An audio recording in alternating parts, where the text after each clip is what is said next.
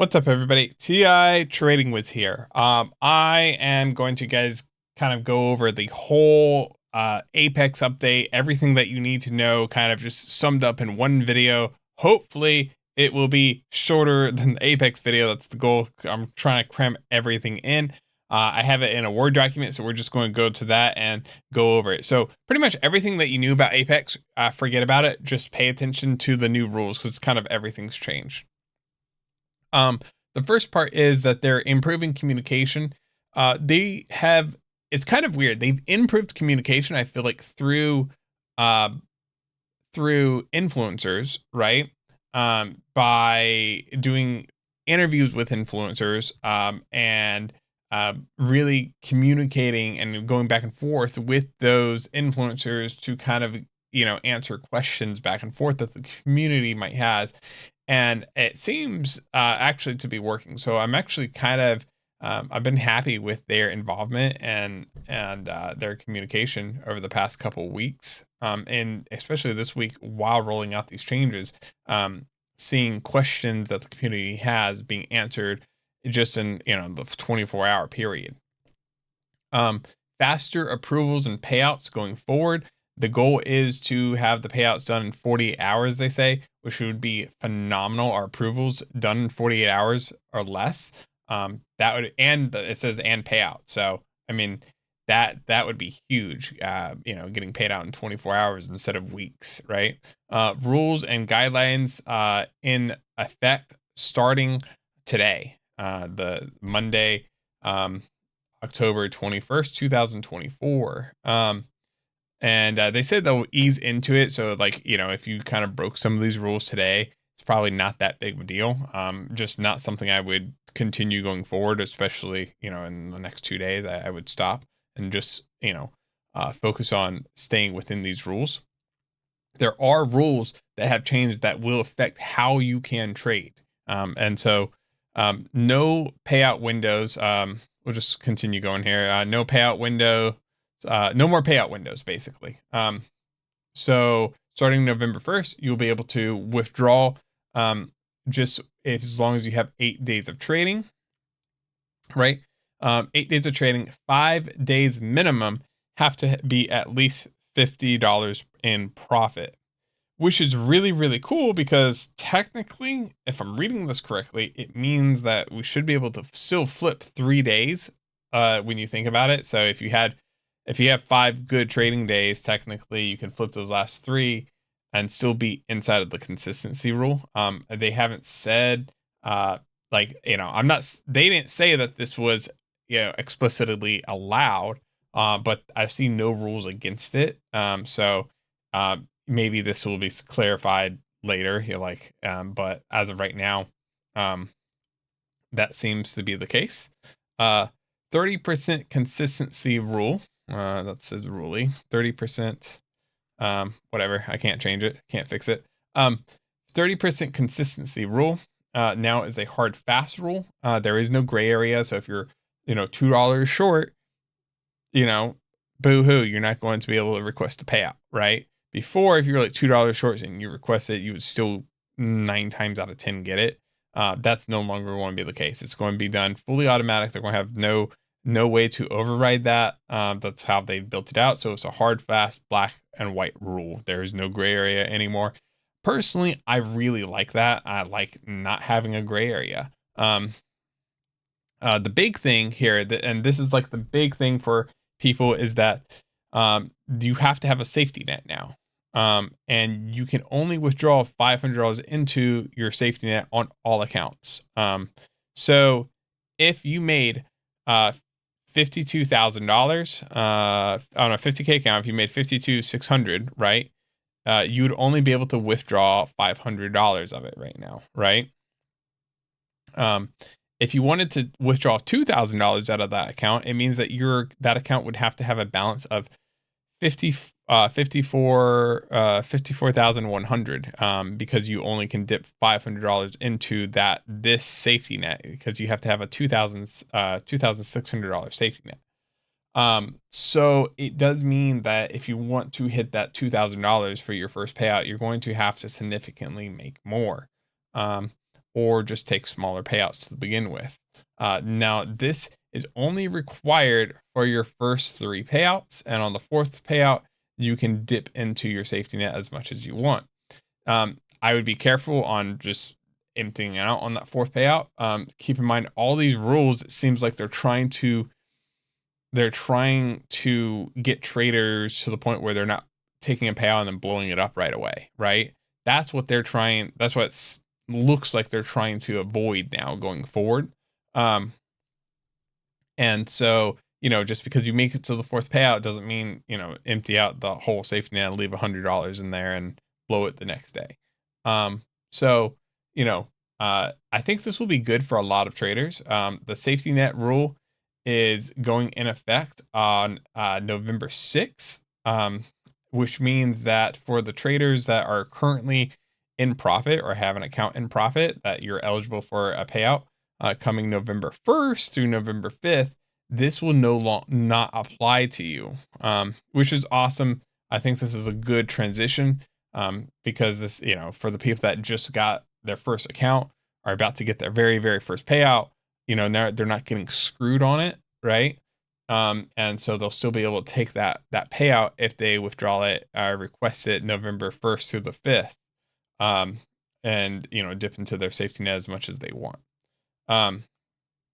No payouts are capped. No payouts capped after the 6th withdrawal. So basically, this is poorly worded, but sorry, I was typing as I was watching the video. But long story short, after your 6th payout, you can withdraw whatever you want, right? That is only that's right under 10 weeks. That's like 9.5 weeks of trading, which means that you can do it in like 2.5 months now, which is much faster than how long it took before. Before, I think we were like almost in like 4-month territory. So that could be a huge game changer, especially, if you have, these accounts that have ran up a decent chunk of money, being able to withdraw it all and, come that 6th payout could be huge. The things in red are things that haven't changed, right? But we do have a little bit more clarity on some of them, so I will just go over them really quickly. No manipulating the sim environment right here, right? No for high frequency trading. Manipulation is like, literally manipulating sim environment. There's different ways of doing this. The latest way of doing this was with bonds, and a bunch of people got banned for doing it across multiple different platforms. So don't, if you find something that you can manipulate, just don't do it. Eventually you will get caught. Eventually you will get banned for doing it. Cannot trade in both directions, which is kind of a interesting rule, because the way that Apex says it is that they say you can't trade both directions even in limit orders. So you can't like do range trades. As far as I understand the rules with Apex, that's not allowed, which kind of is a bummer, especially especially if, like, for example, you're looking at Asian session, right? And then you put trades, say if London opens up inside the Asia session range and you want to put a limit order on the bottom, to go long with a tight stop, and then you want to do the same thing on the top of Asian session, you can't do that. You just have to pick one and walk away. So that's a little bit of a bummer. But that is their rule. Close trades before 4:40. I don't know why I put 49 p.m. It should be 4:59 p.m. That was a typo on my part. Trade the proper month contract. This is the big one. This is something that kind of goes into manipulating the sim environment. This is something that some people have found a way to make money doing. So make sure that you're trading the proper month. Don't go over the max contract size. Algo bots, auto strategies must be manned, which is awesome because John was very clear when he said this, they must be manned. Means that you can still use algo bots, you can still use auto strategies, you can still use stuff like QZeus. You just must be at the computer while it's trading, and don't hit max trailing drawdown. So those are the rules that haven't changed. Let's go over the new rules. So new rules is that you got to maintain 30% consistency. That is just the new consistency rules, no matter what. And this goes for every payout period. So doesn't include, say, the last payout period. So just because you had a big day and then it took you a while to build up to that 30% rule, that big day is not going to screw your whole account going forward. It's payout period to payout period. So you took a payout period, say this week, right? Or say today. Now, none of those days profit will affect your next payout consistency rule. So it's always within the payout cycle. You have 8 days need to be traded to request a payout. 5 of those days have to have at least $50 profit. So this is between requests. Have a strategy or a system with risk management. I mean, most traders are trading some type of system. I don't think none of us are just like blindly guessing. I hope not. Contract consistency is still kind of a gray area. He has basically said, at least John says in the video, that it's not a hard fast rule, right? Sometimes you're going to trade 1 contract, sometimes you're going to trade 2, sometimes you're going to trade 4, right? He even said that if you go from trading micros to minis, it's not that big of a deal. What they just don't want to see is, it sounds like they don't want to see somebody that's trading 4 contracts, 4 contracts, 4 contracts, and then just go down to trading 1 contract. But the thing is that with some of these other rules, like for example, before I would go up to trading 4 contracts, but because of the new negative DD rule that we're about to go over, I can't trade 4 contracts. That's impossible. So I have to go down just to stay in the new rules. So hopefully that doesn't cause any issues. Scaling plan, trade max of, so I don't know. Contract consistency is kind of a weird one to right now, especially because we have the 30% consistency rule. We have 8 days of trading. So I don't know why we also need the contract consistency rule. If you're doing the 8 days of trading, whatever. It's kind of a weird rule. I hope that they kind of get rid of it or put more guidelines on it. Because I've traded 4 contracts and I'm trading 2 contracts, am I going to be penalized if I, have 5 good days of trading and then I go back down to trading 1 contract to get to my payout, right? Like, is that a no-no? So that's kind of just in a really weird gray area still. Scaling plan. So this is the big one. The scaling plan is a huge one. So scaling plan is you only, when you get your PA account, right, until you get to the safety net or until you hit the profit target, right, you're only allowed to trade 50% of the allowed contracts, meaning on a 50K account where you can trade 10 contracts, up until you get to your profit target, you only can trade 5 contracts then, right? Because you only can trade 50%, right? This is not an automated rule, sorry, and you must monitor it yourself. Not a hard rule. If you accidentally go over one, just close it. It's not a big deal. It's not going to blow up your account. But don't continually abuse it is the thing. Because if you continually are abusing this, you will be put on probation.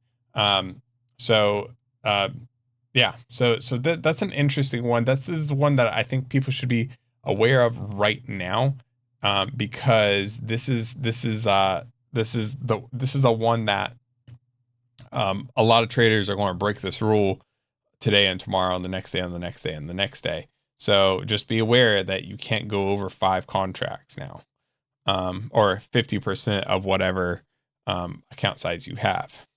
The other thing is use proper risk management. They have bumped the risk management. I know it started 3-1, then it went to 4-1. Now we're all the way to 5-1, right? So don't let a trade, be, don't let your trade be, 5 times bigger than your profit. So, don't risk more than 500 to make 100. It's not that big of a deal. Mental stops are allowed. But if you watch John's video, they do have a whole system to monitor the drawdown of every single trade that you take. So if you're withdrawing $100 or exiting for $100, right? But you went $2,000 upside down to exit for that 100, they will see that. Now, it's going to be kind of interesting. I think it's hard to monitor it, just especially in the case of like if you're in a bad position, right, and you're just trying to get out for break even. You get out for break even, you might get $100 profit, but you weren't trying to get $100 profit. You're just trying to get out for break even, and so that's kind of it's kind of an interesting rule. And I wonder how monitoring it will go.